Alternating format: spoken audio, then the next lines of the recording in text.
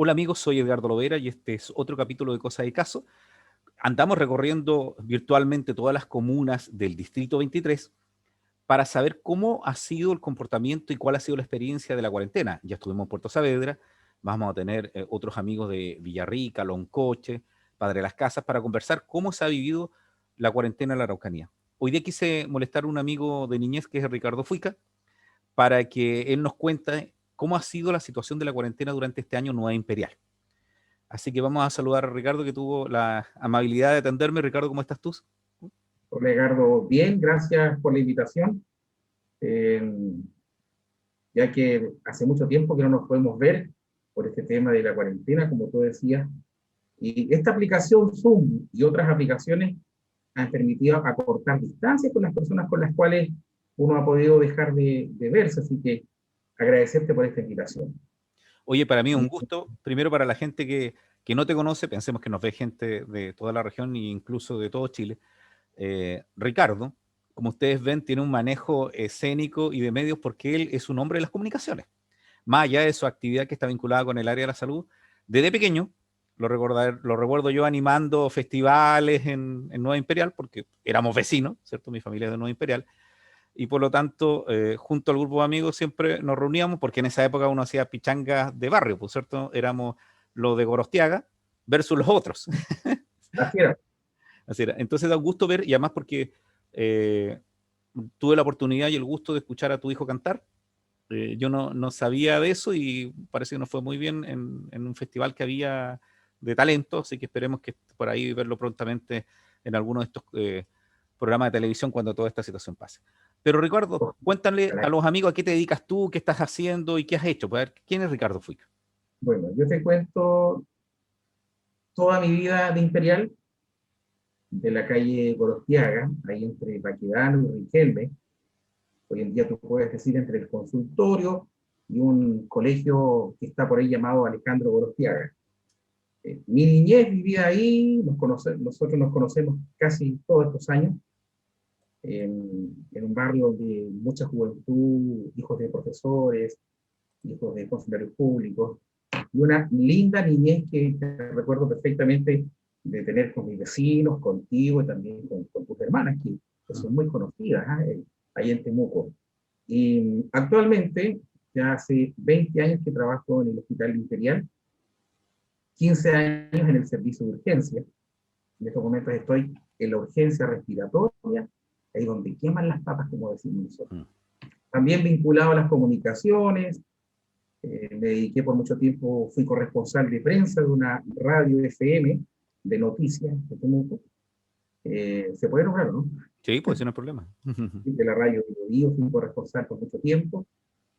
También vinculado en algunos eventos, de repente algunas actividades sociales en Imperial, y tuve un programa en la radio Imperial, que se llamaba El Especial de la Semana. Lo teníamos el día sábado.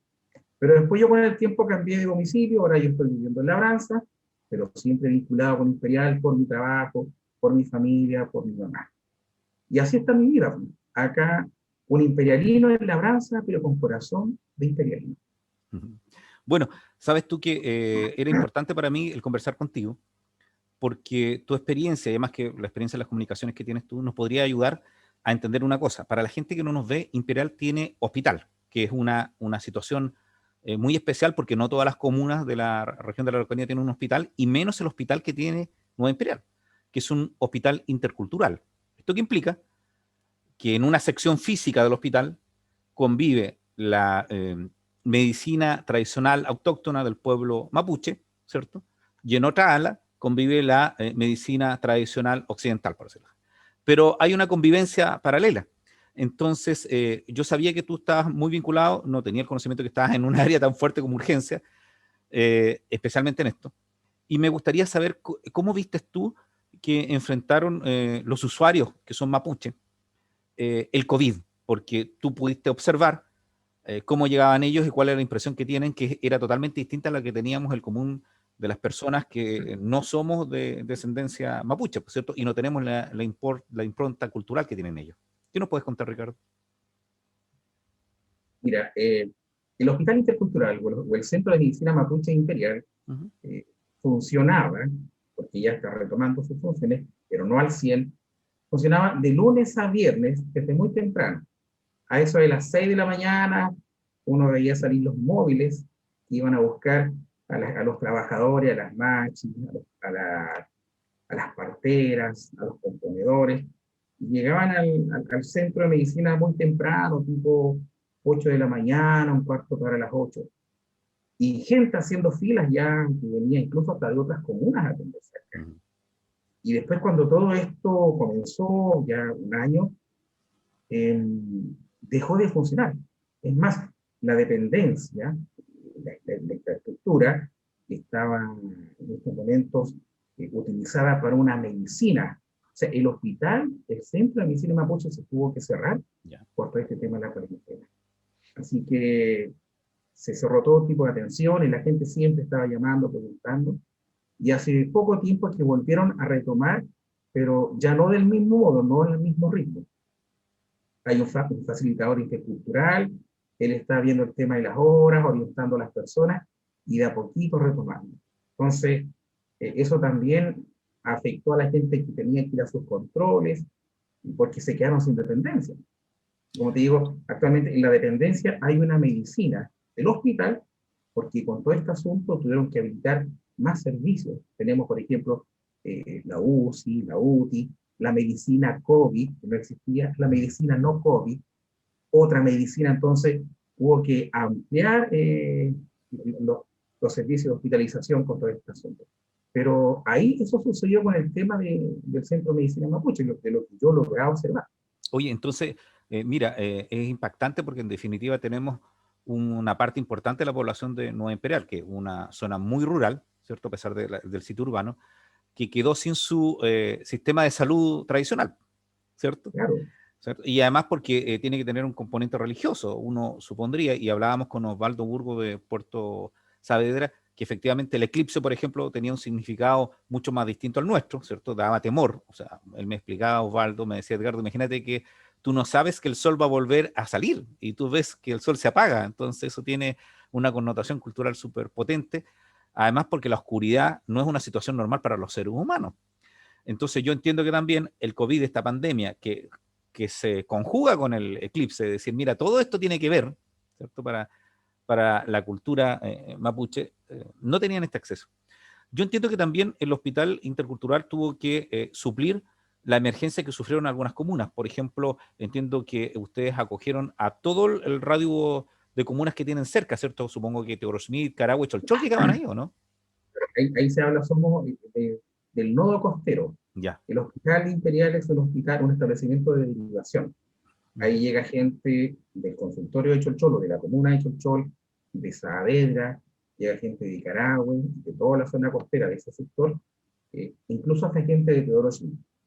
Entonces, como somos un hospital de derivación, la gente que se atiende en los policlínicos es gente que ha sido derivada de estos establecimientos que yo te menciono, Uh -huh. vía interconsulta. Era igual como cuando uno antes decía, tengo que ir al hospital regional, pero en el hospital regional llegábamos allá vía derivación. Claro. Acá nosotros nos pasamos a hacer un establecimiento de derivación. Pero con todo este asunto de la cuarentena, de la pandemia, sufrimos muchas transformaciones acá en el hospital. Por Oye, ejemplo, te comento, escucho, dale. por ejemplo, te comento que cuando comenzó, por allá a fines de marzo, el servicio de urgencia no llegaba a nadie, porque solamente estaba enfocado en atender todo este tema de la pandemia. Recuerdo que había que preguntarle a la gente, ¿tuvo contacto con alguien que salió fuera del país? ¿Usted estuvo afuera del país? ¿Ha estado con alguien que viene de España? Así comenzamos primero a hacer, a contactar a la gente para hacer si podía ser sospechoso del cuadro del COVID. Y resulta de que toda esa gente que tenía que ir al hospital por otro tipo de dolencia, es decir, por una fractura, por una quemadura, por un dolor abdominal, cualquier otra enfermedad que le aquejara en el momento, no podía ir a la urgencia porque la urgencia solamente estaba enfocada en eso. Entonces, después se produjo el que se abrieron dos urgencias, la urgencia respiratoria y la no respiratoria. Y ahí está la no respiratoria, atiende lo que se atendía de manera normal. Y la respiratoria, ahí estoy yo. Estamos eh, recibiendo gente que viene derivada de Nicaragua, como te decía, del modo costero, gente que llega a Imperial, y hace un par de meses ya comenzamos a ver que la urgencia se comenzaba a saturar. Teníamos, incluso todavía está llegando mucha gente. Entonces, uno ha visto cómo se ha transformado todo esto, porque antes en el hospital nosotros nos paseábamos con nuestro delantal y yo veía a un funcionario, veía a un colega, lo saludaba, sabía que venía a 50 metros. Hoy en día andamos todos vestidos de verde, con ropa clínica, con mascarilla, y de repente yo no sé quién va por allá. Y también ha permitido abrir fuentes laborales para gente que estaba sin trabajo, eh, paramédicos, enfermeros, médicos, auxiliares de servicio. Entonces también esto provocó de que tú trabajes con gente o te encuentres con gente en los pasillos que no conoces. Tú no sabes quién está detrás de esa mascarilla. Y ha permitido también, nos ha, como te digo, no hemos podido compartir con los compañeros de trabajo, con los colegas de trabajo como lo hacíamos frecuentemente. Ya no podemos estar más de 3 personas en un cafetín. En el casino, mantener el distanciamiento. Hay un grupo de funcionarios que va al casino a almorzar, otro va a otra dependencia de una sala multiuso que hay en el hospital. Entonces, esto no solamente ha afectado a la atención de los pacientes y los usuarios, sino que también a los mismos funcionarios.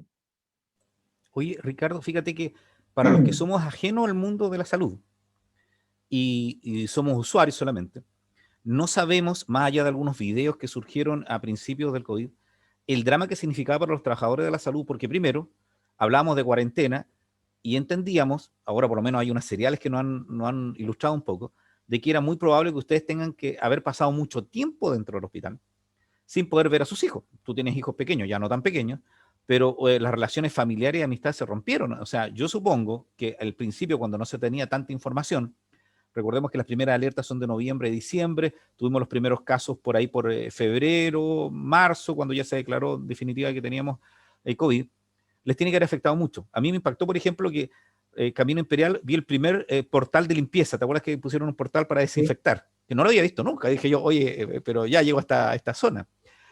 Más los reclamos de algunas comunas costeras que no quería que la gente fuera por allá. ¿Cómo les afectó a ustedes como funcionarios de la salud, a ti, a tus colegas, el hecho de las primeras semanas donde no sabían si iban a poder volver a ver a sus familiares, que iban a tener turnos más largos? ¿Cómo lo pasaron ustedes ahí? Mira, fue algo como chocante, porque mi mamá tiene 78 años, ella tiene un Alzheimer, entonces yo ya tenía que hacerme la idea de que no podía ir a ver a mi mamá. Llegó un momento en que durante los meses de abril hasta septiembre, si no mal recuerdo, hacíamos turnos de 24 horas. Estábamos todo el día en el hospital. Y esto también nos permitía estar más en el hospital, digo, menos tiempo en el hospital, 24 horas en el hospital y 72 horas en la casa para descansar. Porque antes los turnos tradicionales eran llegar, estar todo un día, volver a casa, al otro día volver en la noche, después 2 días libres. Entonces íbamos a estar en el hospital y podíamos llevar y traer algo y poder contagiar a nuestra gente. Entonces la gente, yo sé de muchos colegas que incluso que todavía no han podido ver a sus familiares que están en otras regiones del país. Entonces yo llegué, si no me recuerdo, estuve casi 45 días sin ver a mi mamá, y pasando por ahí mismo.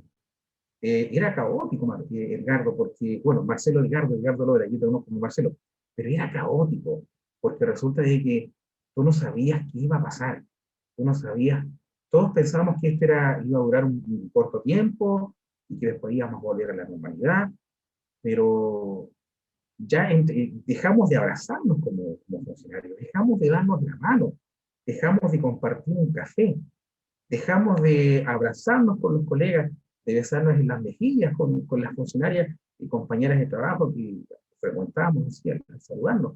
Entonces se produjo un distanciamiento y comenzó el típico saludo de los puños, de los codos, y la gente comenzó a enfermarse. la gente se comenzó a estresar. Y es más, todavía tengo colegas de trabajo que no han podido salir con vacaciones, o se han tomado algunos fines de semana, porque de repente la falta de recursos humanos, por ejemplo, el caso mío, yo 20 años trabajando en el hospital y me tocó trabajar el 24 de diciembre de la noche, nunca lo había trabajado, pero por todo este tema nos vimos obligados.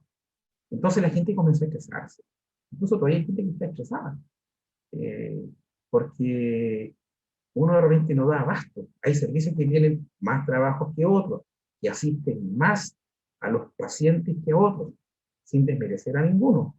Pero yo he visto colegas que cuando se van en la mañana se van con la mascarilla marcada, ¿entiendes? Y después ya uno como que no tiene más con la mascarilla, uno quiere sacarse, porque igual te sofoca, te ahoga, y todos quieren usar mascarilla, más bien en este tiempo de calor. Es complicado andar con ella prácticamente todo el día, pero como te digo, fue caótico, fue complicado, fue cansador, incluso hasta el día de hoy. Y yo te comento que anoche tuve un turno y en la urgencia respiratoria habían pacientes que estaban intubados y necesitaban una cama UCI y tenían que hacer una urgencia porque no hay camas. Entonces la gente, yo veo que la gente, y me voy a mencionar, me voy a incluir, nos hemos relajado con este tema, pero uno lo ve día a día, que esto, en vez de disminuir, está aumentando. Bueno, yo le comentaba a unos amigos a través de una charla que di a principio del año pasado. Me invitaron a hablar sobre el deporte y el COVID, ¿cierto? Vinculado al derecho, que cuando uno recuerda la historia, la gran primera peste que fue la peste antonina, que fue la que, gracias a la peste antonina y otros incidentes más, se crearon los Juegos Olímpicos, porque los Juegos Olímpicos fue una forma de poder halagar a los dioses y terminar con las pestes y la guerra. Tuvo 4 olas. Y yo como seguía un poquito lo que estaba pasando en Alemania y en España, porque estaba haciendo mi doctorado en España y lo tenía que terminar online, estoy en eso todavía, veía yo cómo iban ellos 6 meses antes. Entonces, si hoy estamos cantando victoria antes, y aquí todavía no estamos llegando a la primera hora. Hoy día estamos, podríamos decir, iniciando la subida a la segunda, porque estamos viendo esto, todavía nos queda el invierno, que es una parte importante. Pero entiendo que aquí va esto, que teníamos bastantes conocimientos y cada semana cantábamos victoria que esto iba a terminar. Y hoy en día con la vacunación tuvimos un segundo relajo. Pero yo entiendo que ustedes, una de las dificultades principales que tienen es que el esfuerzo humano que realizan ustedes, más allá de que su función, su trabajo, pero el trabajo normal no tenía esta envergadura, pues es como, dijéramos, esto es lo más similar a ser militar y ir a la guerra.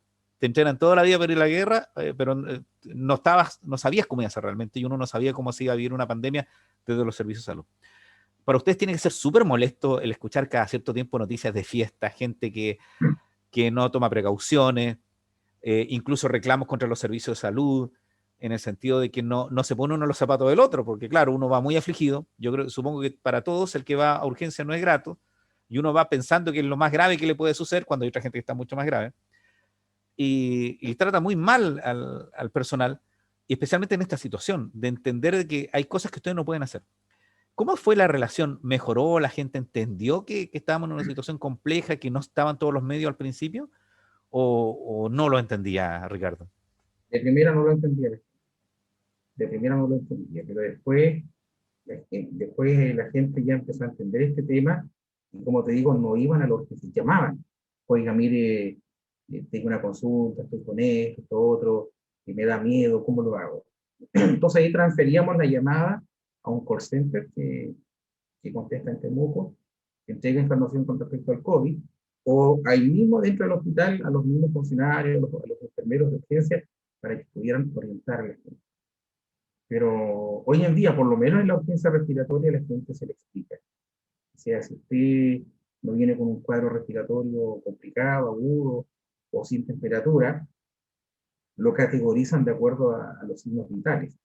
Entonces, es muy probable que le toque esperar un tiempo bastante prolongado en la sala de espera, porque adentro hay 3, hay 4 pacientes complicados, graves, intubados, que necesitan asistencia exclusiva, y usted va a tener que seguir esperando, lo van a llamar, pero tiene que esperar. Entonces la gente ahora entiende eso. Mm. No así en la otra urgencia, que la urgencia tradicional la gente quiere que la atiendan enseguida. Entonces, la gente tiene que, primero que nada, entender ¿Qué significa urgencia? Porque la urgencia es cuando ya hay un riesgo súper complicado, pero de repente la gente, yo entiendo, la gente de repente esa parte no tiene por qué saberla, uno que trabaja en salud lo sabe, que de repente si yo voy a la urgencia porque me enterré una espina, aunque tú no lo creas, me enterré una espina que hace 3 días no me la puedo sacar, y es que no, y por eso lo van a atender, pero tiene que esperar, y ese es el que reclama, ¿no? Entonces también de repente reclama el que, oiga, yo puedo aprovechar de inscribirme ya que vengo a estar este paciente acá, pero yo como te digo, hay un sistema que el paciente ingresa a urgencia, lo controlan, lo categorizan de acuerdo a la toma de signos vitales y se encasillan solitos en un año. Entonces, el sistema es así.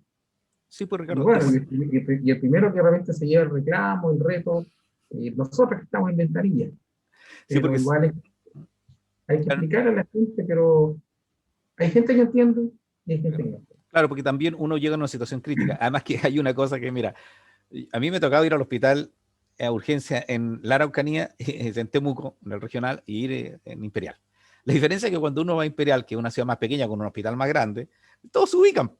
Son menos las posibilidades que yo conozca al que está en urgencia. Entonces casi, oye, pero ¿cómo no me dejan entrar y todo? Sí, se ven incidentes fuertes en hospitales más grandes. Pero fíjate que hemos tenido un cambio. Todos nos jactamos, mira, y es muy gracioso, ¿eh? Todos nos jactamos de cómo Chile se ha lucido con el proceso de vacunación. Yo no he puesto ni una vacuna en mi vida y uno anda cachetón por el mundo diciendo, oye, mira, que vacunamos bien, no he puesto ni una inyección. Es más, mi única preocupación con la vacunación del COVID es el tamaño de la vacuna, de la aguja. Esa es mi única preocupación. Pónganme la que sea, pero la que tenga la aguja más chica. Entonces, ¿cómo han enfrentado ustedes el proceso de vacunación? ¿Cómo está Imperial? ¿Vamos bien? ¿La gente ha entendido? ¿Se han comportado bien en la vacunación? ¿Cómo han visto eso, Ricardo?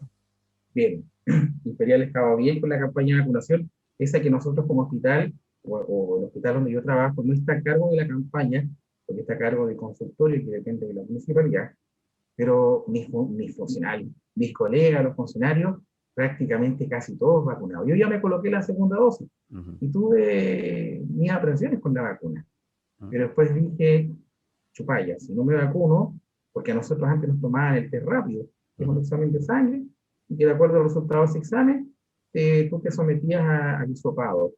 Entonces, yo me lo hice como 5 o 6 veces durante el año. Pero ahora ya eso se terminó porque venía la vacuna, y no quedaba otra opción.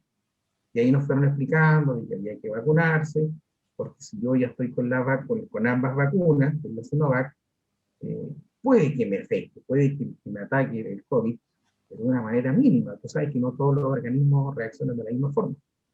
Y yo dije, bueno, si yo no quiero enfermar o contagiar a mi mamá o a mi familia, me tengo que vacunar. Así que, como te digo, ya en el hospital, la gran mayoría de los funcionarios ya se han puesto la segunda dosis, así que ha sido un éxito la vacunación en el hospital integral. Fíjate que a mí me llamó la atención una noticia de hace unos días donde, si no me equivoco, en Chiloé, en un hogar de residencia de adultos mayores que tenían primera dosis, se produjo el COVID y ninguno de ellos llegó a urgencia. Es decir, que hubo una buena reacción con la vacuna, apenas la primera dosis, de que no fueran las reacciones tan fuertes.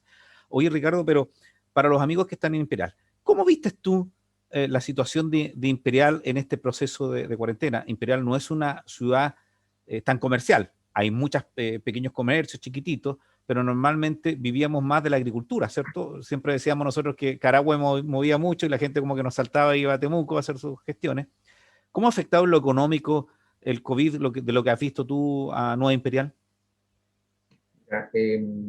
Con respecto a cómo se ha enfrentado la situación económica, Uh -huh. muy compleja, porque las medidas sanitarias de la cuarentena solo facultaron a los supermercados, las farmacias, a las ferreterías y negocios con actividades de primera necesidad, Uh -huh. pero dejaron de lado un gran número de comerciantes ambulantes y de locales comerciales.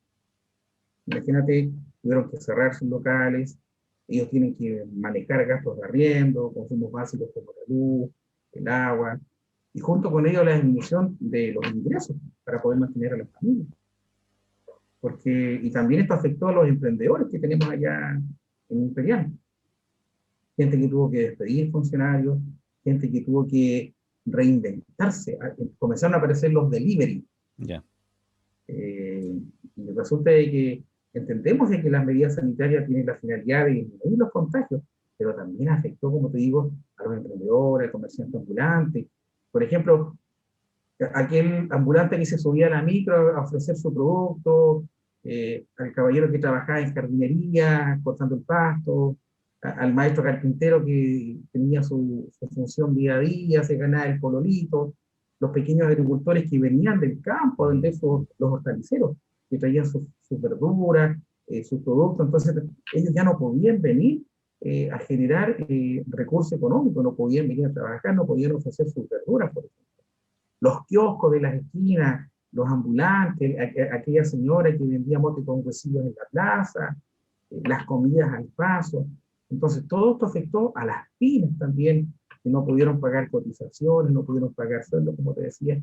Entonces fue súper complicado, porque la crisis era casi peor como el mismo COVID. Claro, Y ahora, imagínate, imperial casi 2 meses, me parece. Casi 2 meses. Desde el 21 de enero, y ahora el 21 de marzo, que se han cumplido 2 meses. Así que ya están por salir van a pasar a fase 2 ahora. claro, Pero, porque yo recuerdo algo, y a ver, dime si estoy equivocado, que Nueva Imperial se demoró mucho en tener cuarentena. O sea, fue una de las ciudades que no entró a la fase 1 rápidamente. De hecho, era un oasis, porque ustedes estaban en fase 2, fase 3, se movieron en ese nivel. O sea, ustedes entraron hace muy poco, o sea, entraron a finales del año pasado cuarentena. no recuerdo muy bien cuándo fue la última cuarentena, pero sí recuerdo esta, que es la más larga. Entonces, también tú de repente ibas a Imperial en cuarentena, como todas las ciudades grandes o pequeñas, la gente se paseaba. Claro. Entonces, yo en ese sentido quiero ser bien responsable con lo que voy a decir, pero si la autoridad a mí me está pidiendo que tengo que cerrar mi negocio, que tengo que cerrar temprano, que tengo que hacer cuarentena, que no tengo que salir, pero también coloquen controles sanitarios. Porque entre Imperial y Labranza había un control sanitario en el sector de Rengalí. Y ese estuvo en la primera cuarentena, después no lo vimos nunca más. De repente lo habilitaban. Entonces, es lo mismo que si de repente yo a mi hijo le prohíbo algunas cosas y después me relajo, mi hijo sigue haciendo lo que yo le había prohibido. Entonces, eso también permitió el relajo de la gente y también la gente no lo estaba pasando muy bien. La gente quería salir de cuarentena por la cantidad de tiempo que llevaban, pero otra gente quería salir de cuarentena por lo que estaba sucediendo con el tema del comercio, con el tema de la economía. Así que esperemos que la gente tome conciencia. Yo sé que hay que trabajar, hay gente que necesita generar recursos, pero también está esto otro que... Yo he dicho, la pandemia ha sido mala, y por otra parte, entre comillas, ha sido buena. Mala porque hay gente que perdió el trabajo, gente que dejó de generar recursos, y buena, entre comillas, porque empezamos a valorar a nuestra familia, empezamos a valorar a nuestra gente, empecé a valorar a mi mamá que no la vi durante mucho tiempo, empecé a valorar a mi cuñado que vivía, que yo siempre iba a verlo allá, o a mis suegros, ahora no puedo ir, que no me puedo abrazar con alguien que hace tiempo que no lo hago, y empecé a darme cuenta de lo importante que era la gente y la familia para mí. Yo empecé con mi esposa, hemos pasado mucho tiempo desde que comenzó la cuarentena y nos hemos conocido mucho más como pareja. Pero como te digo, ha tenido su lado A y también ha tenido su lado B. Bueno, Ricardo, la idea era conocer de la voz de un imperialino, ¿cierto? Cómo se había vivido este COVID durante este año. Tú sabes que como yo estoy de candidato constituyente en el Distrito 23, uno de los inconvenientes que tenemos en campaña, que es una campaña muy rara, es que no puedes recorrer las comunas. Entonces, cuando uno quiere reunirse con la gente y saber, oye, ¿cómo lo han pasado ustedes? ¿Qué quieren? ¿Qué visión tienen de la nueva Constitución? ¿Qué es lo que aspiran? Uno ya sabe que hay algunas materias que son relevantes, pero sin duda alguna, todo este periodo lo va a marcar COVID. Nuestros hijos van a hablar, así como nuestros papás hablaban del terremoto del 60, ¿cierto? Van a hablar del COVID. Nosotros recordemos que en Nueva Imperial hay barrios que se crearon con la gente que se fue de Puerto Saavedra por el terremoto del 60, ¿cierto? Y también existen acá en Temuco barrios así. Y nosotros somos de la generación del terremoto del 2010. De eso no vamos a acordar nosotros, pero tenemos esto del COVID y los chicos van a tener esto. Esto va a marcar todo. Y de hecho más allá de tener las típicas preocupaciones de campaña, de decir qué se quiere hacer y todo, yo estaba muy preocupado de saber qué pasa en la región. ¿Y qué pasa en lo que me corresponde a mí, que pretendo representar, que es el Distrito 23, donde está Puerto Saavedra, Garagüe, Imperial, llego hasta Villarrica, Pucón, Loncoche, Currarrehue, todas las comunas que hay, Temuco para las Casas, que son las más grandes? Entonces, un gusto que me hayas dado tiempo. Aprovechamos de conocer la experiencia de los trabajadores de la salud, también saber cómo estaba Nueva Imperial, una ciudad que para mí es muy importante, porque si bien es cierto, yo soy temuquense, pasé la gran parte de mi vida y mi familia es de Nueva Imperial. Y mi experiencia de la ruralidad es gracias a mis papás, y como dices tú, una cosa que es muy importante, nosotros tuvimos el privilegio de tener una muy linda niñez, ¿cierto? Y eso es gracias a la oportunidad que nos dieron los papás y los amigos que uno tuvo. Sí, hay que entender que nosotros no somos amigos de pañales, pues, ¿cierto? Contigo, tus hermanos, nos conocemos desde bebés, entonces da gusto verlos. Yo espero que no tengan ningún inconveniente, que todos sus familias estén bien, todos los amigos que nos van a ver, que podamos sobrellevar esto, que prontamente nos podamos juntar, para poder saber cómo están, y que los que han trabajado tanto como en el área de la salud tengan su merecido descanso y su merecido recompensa, porque aquí también las cosas por aplauso y monumento estamos medio hastiados ya. Así que te doy la palabra, Ricardo, para que saludes a los amigos que nos vean y nos puedan mandar un mensaje a toda la gente de Nueva Imperial. Mira, primero que nada agradecerte por el espacio. eh, Recordar una anécdota que tengo contigo de niñez, una chapulinada. Yo me acuerdo que teníamos como 5 o 6 años y jugábamos al Chapulín Colorado. Y en tu casa, tu papá mantenía, era como una especie de piscina, era como una curtiembre que tenía. Y me acuerdo que la tenía llena de agua. Y yo tenía un casco con mis antenas de vinil, un chipote chillón.